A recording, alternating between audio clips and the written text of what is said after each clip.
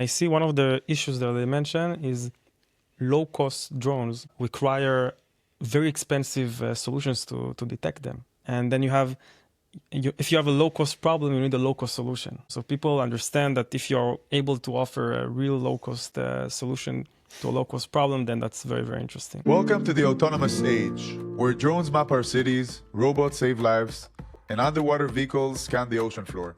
I'm Shai Senior, and this podcast is your front row seat to the real stories behind the machines shaping our future and the people behind them, from the engineers and researchers to the entrepreneurs and investors. So we are here today, episode number 8, and I'm super excited. In the last episode, we talked about computer vision and images and how do they help navigate in a crowded space and where there are a lot of GPS denied situations, and how do we find a way to operate both commercial and defense technologies into one type of system that at the end of the day, Israeli people, entrepreneurs, take their knowledge, spend a lot of time and develop new and very creative technologies. And today we're here with Itay, Nourian, Insignito, and I would like you to first tell us what Insignito means. Yeah, so Insignito is basically a play on the word incognito, like not revealing your name, and we replace the cog with SIG because one of our main products, one of our main solutions is a planning tool that allows you to plan the mission in a way that you won't be detected. So we use signals to make you undetectable or unknown, or reduce the noise of a drone, which is the second thing that we do. So this is the origin of the name. So how did you get to sound?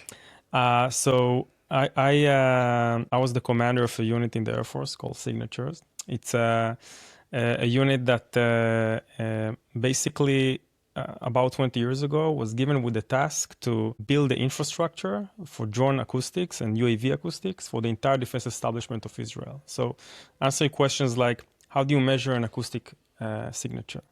How does sound propagates with the atmosphere and everything? The psychoacoustics, when do you define, when does a person become alerted and say, oh, there's a sound here, and moves his head, like to hear a drone, and when it will be disappearing in the background noise. So it's lots of science that wasn't studied to a big extent by then, and engineering tools that weren't developed by then, and they are extremely relevant to special operations. So we basically built everything there, this unit, for 20 years, and I was the commander exactly in the point where drones became prominent, where everyone using drones, and we had to adapt all the infrastructure from UAV to drones. So that's how I originally got into sound. Every episode I realize about something new, but I can imagine so many applications in relation to sound. Mm-hmm. And it seems like from what you just started saying that you are already operating few different products. Yeah. So it's about the sector that you realize that is relevant and critical. How did you get to start a company around it? So basically what happened is about 3 years ago, something like that, 3.5, the Ministry of Defense approached me and my co-founders, Yarden, Eilat, and Dor Roof. And they basically told us, look, the amount of use of drones is crazy now. It's nothing like it used to be when you were back then. And we need lots of solutions in drone acoustics. And we tried to work with defense contractors in Israel, abroad, with the academy. And they felt like they spend lots of money to teach people stuff we already know, right? Stuff we like start to forget. So, it's sometimes, in most cases, an entrepreneur have an idea and he looks for the market. It was kind of the opposite, right? Like the market came to us and say, this is what we want you to do. There is the green route, Amastula Iraq in Israel. You can get accepted as a vendor to Ministry of Defense very fast. We practically, in a few months, start getting orders from the Ministry of Defense, started growing, started making money. So in the beginning, everything was around mission planning, but with time, there are not many drone acoustics experts in the world. It's a rising technology, acoustics, a rising market, drones, and it creates so many opportunities. So we began with mission planning. Then we had the idea to. It's all ideas we had when we were in the Air Force, but we never came to actually do them, right? So to reduce the drone noise by designing unique sound propellers. It's very innovative. Like it hasn't been done in the last 100 years. I think that we're doing here, and this is the second thing that we've done. And then with time, the market brought us to the drone detection, acoustic drone detection, which is our flagship product right now. So it's interesting. The beginning was not like, I would say, the average startup that looks for a problem and then goes and pitches why there is a problem so that people would be convinced that there's a need in what they've developed. In your case, the market made a call. I guess they came up to the experts and they said, you guys would be able to help us. Exactly, yeah. I remember, before we thought whether we founded, we went and met different stakeholders inside the Ministry of Defense, different units, 8-1, etc. And they're all like, yeah, do it immediately. We need this, like build this company. And we're like, okay. We sat on a beer, I remember, me and Yarden and Dor, and we're like, okay, we have to do it. Like it's like We got the even for mandate. Zionism, but it's who gets this opportunity that people want the solution so much. That's crazy. So 3 different products started from propellers. Start from mission planning. Started from mission planning, continued to propellers, which Zipline, for example, I've seen that they work in delivery drones right now, and they paid attention to the sound as something that could influence their customers or whoever is not their customer, and the drones are flying above their head. And right now, what is most relevant and in a critical usage are your systems that are detecting sound? Yeah. So what happened, after October 7th, I asked myself, how come? Because before I found Insignito, I was COO in a startup that did AI for radars. So we basically improved radar capabilities using AI. So I knew that radars find it hard to detect drones, and there's a need for AI to solve that. But I knew that there were solutions for drone detection, like Elta, Rafael, the big companies. They had some solutions, and I was shocked. Why didn't we buy all these solutions and put them all over the border on the strategic places, like drone hits the house of the prime minister, and like it must have worth the money, right? Like it's so important. We can prevent on October 7th. And I talked to my friends in the Air Force that were involved in like decision making around this, and they actually told me, look, we looked into it. It's so expensive. It costs so much compared to such poor performance that we didn't find it convincing enough to put all the money into it. Like, you put it in so many locations all over the border, and it becomes so expensive. And then you look at what happened in Russia, Ukraine with the spiderweb operation, right? Like a base cost $7 billion being completely demolished by drones that cost $400. And you're like, wait a second, that's Russia. It's, by the way, a base with jets carrying nuclear weapons, like one of the most strategic bases, not like a random. And you're like, that's Russia. Like they sell radars all over the world, and they said, oh, it's too expensive for me to defend on one of my most strategic bases. So I understood it's a huge problem. Suddenly I realized, wow, the price is one of the biggest problems. But the microphones you have on your cell phone, they're called MEMS microphones. They're so cheap. It's like they're so affordable. It's like few dollars. So we were very curious if we can build a sensor that would detect the drones very well. And we went to demonstrations. We're invited to demonstrations, including the US, and suddenly we see systems that cost 30 times more, 20 times more, and we reach like similar performance. And that's where we realized, okay, like we were more on the how not to be detected side, but we should also be on the how to detect side, because we have the technology, we have the capabilities, and there is a huge problem we can solve here. It's interesting for me because a lot of times, you hear about startups that people that come up with ideas and recommendation, they will tell you, but don't make it too cheap, because if it's too cheap, so then no one wants to buy it because they say, oh, it's too cheap. How it's gonna be useful? So for sure, there were also assumptions for people that you met and you told them, I mean, I got this system. That's what we've created. For us, it was easy, so-called, to get to that point. Let me show you my capabilities, 10 times cheaper than the rest.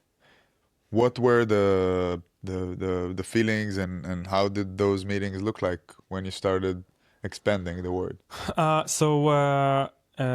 In the end of the day, the difference, you're right. People usually say be as pricey as you can. And that's what we all want to do, right? If we can charge more, we will charge more. But this is a market who looks for a cost-effective solution. Like not too long ago, the US published like a national security document. And they talk about like AI, China, all the biggest issues. And I see one of the issues that they mention is low-cost drones require very expensive solutions to detect them. And then if you have a low-cost problem, you need a low-cost solution. So this is what the market looks for. So people understand that if you're able to offer a real low-cost solution to a low-cost problem, then that's very, very interesting. In relation to decisions that you had to make along that process, can you give one example of how did you get to that point? I mean, so far in our episode, it sounds like everything went perfect. And I want to find those points that you've been challenged. Yeah, obviously a challenge. Me saying going into a new product is kind of like it's not everyone goes perfect. Everything goes perfect is I have one idea and I just blow up with when we raised the first round, our focus was the drone noise reduction, right? We are a drone acoustic company, but our focus was the drone noise reduction. I definitely felt there that what I expected the pace of making business would be was not as quick as I thought. It's sometimes there are markets that the first thing I did when I tried to go heavy on trying to sell this product is I made a list of like dozens of drone companies and talked to each one. I had a connection somehow in each place through a friend or something. I started to call. It's different when you talk to just like 5 friends or you talk to 50 friends, right? And I realized that the sales process is a bit longer than I expected. Like you talk to a drone company, but they say, that sounds great, like reducing noise is extremely important, but I need the end user to pay. So you bring the end user to the table. Then the end user says, oh, you can reduce sound, it's amazing, I really want it, but not with this company, let's do it for this other company. You find yourself bouncing a lot until you close a deal. In the end, you close a deal, and we find this is a solution that's growing amazing for us. It's growing organically, and it's great. But outside is a kind of assumption that I had that I found to adapt, and we found our focus in a place where the product market fit is much easier to reach, which is the detection. We have examples that are bootstrapped and other examples that are funded by VCs, and you're talking about kind of a third. Begin as bootstrap and then get funded. Yeah. But also that Ministry of Defense came with a problem and they already told you guys can make us a product. It makes it easier to be a bootstrap. Maybe it's a new type of category that you figure out Easy there. Bootstrap, yeah, definitely. We're bootstrapped in the beginning. It was a question because we could continue to be bootstrapped. We made good money, and there's a lot to be done in this path, but we felt that if we really want to grow and if we want to go faster, we have to raise some money. Sometimes I'm talking to like someone in the army, and he tells me, "Oh, like I want a propeller for this immediately. Like this, you don't understand how important it is for me. Like just bring me this propeller. Like we'll buy a lot of it." And I'm like, "Okay, but it's an R&D process. Like I need to find someone who will find the R&D because I'm bootstrapped. And it's like, okay, so, and then you wait like 3 or 4 months to find a person who would put the money to, and I was like, if I have the money, I'll just come with a propeller for him and he'll buy all these propellers from me. So we understood that we should get the money. And when you raise, you start to think bigger. And when you talk to the VCs, you have to think bigger. And when you have some funds, you can aim higher, right? You say, okay, wait, I have this amount of money. I know what I can do technologically, and now I can go and reach towards it. Which when you're bootstrapped, you measure everything. Okay, I have $100,000, and I'll only use that. Which now you have much more. You can aim much higher. So it's that skip from a concept that the people that came up with the problem told you, okay, show me the concept. We have enough people that need it, and then you're getting to that next point, which is the friction. You want to meet more markets. You're facing more challenges because in different countries, the requirements are different. Suddenly, winds are much more critical. They try to put them in trees and wherever. I'm just imagining scenarios that I could think of where your products could be used. How do you work that progress? How do you plan it? Plan what? How do you plan that sequence in the defense industry? You think about the next country that you will enter. Yeah, so there is from the market point of view and the technological point of view. So from the technological point of view, it's kind of interesting because I feel like 100 years ago they started building radars, right? And you think about the technologically advancement in algorithms and everything that happened in the last 100 years to the quality of tracking, detection, classification that you can do with radars today. I feel like we're now in the beginning of this phase with acoustic radars, right? Acoustic detection of range and direction, so it feels like you're planning on how to build this. There's so much to do. It's like a science that hasn't been discovered yet, like engineering science that needs to be discovered. What can you do? What's possible? And it's very fun in terms of the technological point of view to build this plan. And the potential is huge to improve detection range, to improve classification capabilities, etc. In terms of market, it's like in my situation, it's kind of easy because it's like one of the biggest problems in defense right now. It's counter UAS. It's like in the top agenda of everywhere, and so you have to get to the US, right? Europe, like they're afraid of what happens with Russia and Ukraine, and they talk about the drone wall. So this is the 2 markets that we're focusing on, of course, in addition to increasing our footprint in Israel. And are there any situations that on the level of acoustics you could have challenges? I mean, let's consider that we are the blue side of the map.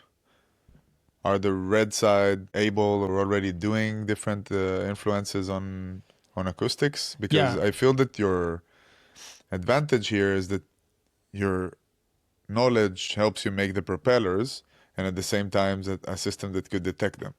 Yeah, exactly. So first of all, 100%, it's when radars became dominant, suddenly electronic warfare became a big thing, right. And it will happen again now with the proliferation of other sensors. There's a lot to be done also. I think it's an interesting concept, like the acoustic warfare. There's a lot to be done there. But, it's a cat and mouse game, right? Like they'll think about something. We'll need to find an answer to. I won't say the ideas that are vulnerabilities of my system here in the podcast, but there are some cool things you can do. But, you can understand that if I have a solution to reduce noise for drones, this can be used against me. So it's good that we only sell to the blue side. So it will never be used against our own systems. But this is an example of what companies can do. When we talk about outsiders, people that are not from the drone world, what do you think they misunderstand or they actually don't really think of in relation to acoustics? If it's in drones, if it's in ground vehicles, or I'll tell you something like that relevant to the propeller world. The what we're doing in the designing sound propellers is basically we're designing a propeller that haven't been seen before. It's a unique design. The propellers world is the same world, the same about 100 years ago. It was built like a library called NACA, NACA, and they built like a list of profiles for wings, which are basically the basis for today propellers. It haven't changed a lot in the last 100 years. Like most of the propellers are still based on that, and we suddenly come and develop propellers that look very differently. And we claim that they are much quieter without damaging aerodynamic performance, which is hard to swallow for some people. So what we saw difficult to understand is that when you talk to people who are, I don't know, did aerodynamics for 30, 40 years, they developed a conservative mindset, right? Like propeller should look this way. And if it looks differently, you need to have a very clear explanation of why is this the case. But, in AI, neural networks, sometimes you have a very deep neural network and it works very well. Nobody really understands why, right? You can do 5-year research just to understand why the AI decided to do such things. We're like kind of in the same situation when we have an AI algorithm that does optimization and also geometric and genetic optimizations, and it reaches a conclusion. This is a very good propeller. We prove it in the field. It's a fact, right? It works. But I don't know why this specific design works so well. And so I find it's difficult to understand for people who are very conservative in the aerodynamic world to grasp that leap of, to have a leap of faith in like a propeller that looks very unique and will reduce the noise of the propeller. But shouldn't it feel easier when it's unmanned vehicles? Because if it's on an airplane, I can understand, it's like the process from moving from a propeller to a jet. It took people time to agree. Engine could look different. Yeah, I agree with you. It's I think that's why we still have lots of early adopters, right? Like people who believe in that and they want to test the technology and they are using it, but because it's it's not a jet as you said, but yeah, like it's still, I guess, for them like harder to swallow. And if we talk a little bit about the past 2 years, so you guys are working here in Israel. How is it building in uncertainty? I mean, rockets from Iran, at the same time you guys have to go to the field to locate systems. How do you keep the team on that same energy that you come with here today? And what was the feeling in all that process sentimentally? Yeah, well, it's definitely a challenge. We're a team, the founders. We all came from the same unit. I was their commander, and we're friends. Basically, we're friends, and we talk a lot. I think for me, what I really liked about Insignito is that when we founded it and as it grew, is that you want to have a conversation between the founders that's very open. Like you still argue, you still challenge each other, you still speak freely, but in the end of the day, the best argument wins. So I think there are lots of changes that are going on, lots of challenges that's going. We always talk. I consult a lot with my VCs, Fresh Defense, ICI, and the angels that are great, and so I feel like talking a lot, consulting a lot, reading a lot helps you make better decisions in uncertainty and dealing with all these challenges.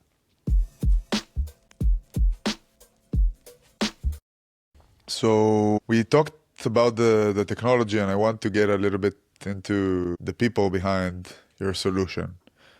The two co-founders of the company, you already know them from your military background, and that's something that is very unique in Israel. Yeah. People grow up together and they come up with ideas, build companies. Let's get a little bit deeper into the team. How do you guys share the responsibilities, and what's the process when you're looking into someone new to join you? What type of qualities would you look for in those individuals, since you guys are the expert, which is a little bit different than just being the business leader? So first of all, between the three of us, I feel like we all have like different qualities in terms of managing a startup. I'm we all studied electrical engineering or physics, but I took a route that is more business sided. I did a lot of sales before. I did lots of project management. So I take care of more of like the not technical side, not although I also managed the R&D teams before. Yarden is like very general. You know, some people are like have like strong technological intuition for every question you ask them. Like they always, the smartest people in the room always have like the fast solution in general technology, and he's like that. He's like one of the smartest people I know. So he's like is the CTO role, and Dor is a great acoustics expert, one of the best in Israel in acoustics, and he's like more of the VP R&D role of like delivering the acoustic product. So we found between us a very like the division of labor makes lots of sense, and the way we choose, actually, first of all, we managed to get lots of people from signature unit. So the company is still more than half ex signature unit people, but you know, for me, it's actually very interesting because when I was managing the signature unit in the Air Force, there was something there that was special. It was a team of people who were highly motivated. They all believe that they're in the best place you can be in the IDF. They all worked very hard, tried to create value. There was like some sort of dynamic that I think made this unit very successful. Like you felt like I enjoyed going to work, right? Like I enjoyed coming to the office every day and solving problems and very, very smart people. Okay, like I wasn't the smartest person in the room there. There were like many more besides me, and it was very fun. And this, like, I don't know if I defined it correctly, but after I left the army and I worked in different startups, I felt like it's really hard to create what we had there. It was like something in the culture was very unique, and when I managed my own teams outside, it was not as easy. I realized, like, I took it for granted. Like, I need to work to make something like that happen again.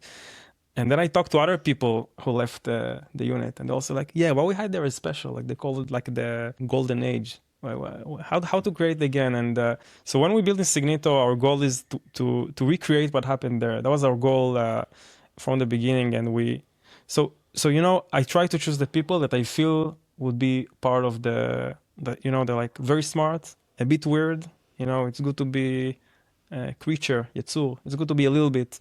And מי שלא משוגע הוא לא נורמלי. yeah, you don't want the normal people. No, I'm joking. Also, it's good that you have the normal. You need to have the mix. You have big diversity. You know, you have and people who will feel free talking about like different philosophical things, and everything is like in good atmosphere and positive, and but also like very motivated. You know, they're go-getters. They themselves have the character of like a founder. So maybe it's like a transition for them, and maybe they'll grow with the company. But so I'm trying to find, and we're able to do this. I'm really happy with what we have in Insignito. It's like we created what I had in the signature, right? Like we created like this great culture. So, you know, you read in books sometimes like how important culture is.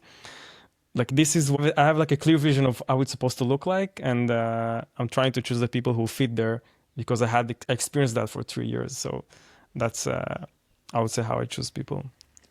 Wow, that's so exciting. And I'm happy to hear that. I mean, my service was also with great people, great experience. We traveled all around the country, and I think I can connect a little bit to what you're talking about. It's amazing to be able to replicate and recreate that type of feeling for yourself, for the people, the trust that you create, the availability that you have to people with their ideas to come up and say, that's what I think we should do, and the opportunity that is created there. What will 2026 looks like for you guys? Or if I will take it even farther, if you would have started in 2026, would you do a venture in a different sector? Well, no, you know, it's we definitely got lucky to some extent. When we began to work in defense, you know, we did it, as I said before, it was like the market coming to us. But the hype of defense was not the hype that there is today. Today, the hype is out of control. In 2026, so many VCs just raised money to invest in defense right now. So all this money is going to be poured in right now to defense. And so this is definitely a year to be in defense. And I would definitely go there again if I would found a company. I really believe in founding a company when you have your expertise, when you have your strengths. So we're definitely in this space. I've been working in defense for 15 years. This is where I have all my connections and my knowledge of the market and the language. So for us, 2026, it's the focus is the drone detection, acoustic drone detection system. We have like every week we have like 2 or 3 like demos or pilots that we do with the system, and we have a very big order that with the Ministry of Defense that going to be deployed. So it's going to be like the year that I believe this solution is going to explode. So I think the industry is like, I would see people in the reserves come into the army and then pushing a whole organization 10 years forward. I feel that right now, in relation to what you just said about a lot of money coming in, all technology would be pushed a lot farther. We can see it with special helmets that companies like Underrail say, why do soldiers still need to go with the normal helmet that is protecting their head, and to add on top of it something that they could see with, maybe instead an acoustic sensor to detect drones on top of the helmet. It's I'm throwing ideas here. Don't steal it. But there's definitely I'm seeing it in acoustics as well, because we have 3 products, but the amount of ideas that are bouncing towards me of what you can do with acoustics. It's a rising technology. There's like so many things to be done, like so many problems to solve with it. And even after I'm like taking down, no, we can't do that, you still have in defense very strong ideas that we'll definitely end up doing that are exciting. So the amount of innovation now is growing. It became cool to be in defense. It wasn't so cool 5 years ago, right? People would call it dual use. They will wash a little bit there. Now you have Underrail, you have Palantir. So many startups, Kela in Israel also managed to do something like that. Like they bring top talent, they're focused in defense, they're big companies, and they create, they bring all the fun and the innovation to defense. So there's very exciting things to be done. I agree with you. Does acoustic work underwater? I mean, it's called sonar. Lately. This is the sonar that you use. It's actually the radar. The radar underwater is sonar. It's based on acoustics. But then microphones could also be useful. I'll tell you what. It's a different physics, right? Like it's like very low frequencies. It becomes the way it behaves. I would say even to some extent more similar to analyzing radio frequency to drone acoustics. So it's not the field that we're going to, there are people who are experts in sonar, let them solve their problems. You mentioned the drones attacking a very expensive base in Russia. It just came up to me that they did the same thing underwater with submarines. Yes. It's there's also in this sphere of sonar technologies their own challenges and a lot to be done. Also, to put now they try to put the drone detection systems on ships and maritime vehicles. So it's the drone world is definitely affected the sea world as well. Okay, I would close with the question of every person that have been here before you answered it differently, but if we have one tip to give to someone that is starting something in the defense industry tomorrow, what would it be for an individual or for a team that and you learned that saved you a lot of time and frustration? I think first of all, lots of friends, people come up to me and say they just finished their army service. They're like brilliant guy, and they're like, I want to open a startup right now and do. My actual advice, my track was a bit different, right? I finished my army service, and for 5 years I worked in startups. I I had great bosses to learn from. I created lots of connections. I saw what it means to manage projects, what it is to do marketing, what it is to do finance.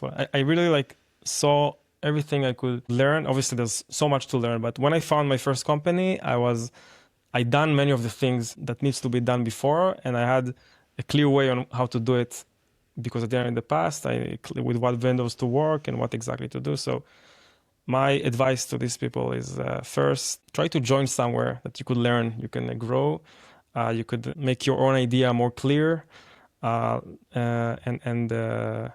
then do the first step. That's actually my advice. Sounds good. Knowledge worth money. Yeah, knowledge worth lots of money. Definitely. Yeah, that's what we sell. Yeah. Thank you very much, Itay. Thank you very much, It was a great session. Yes, thank you.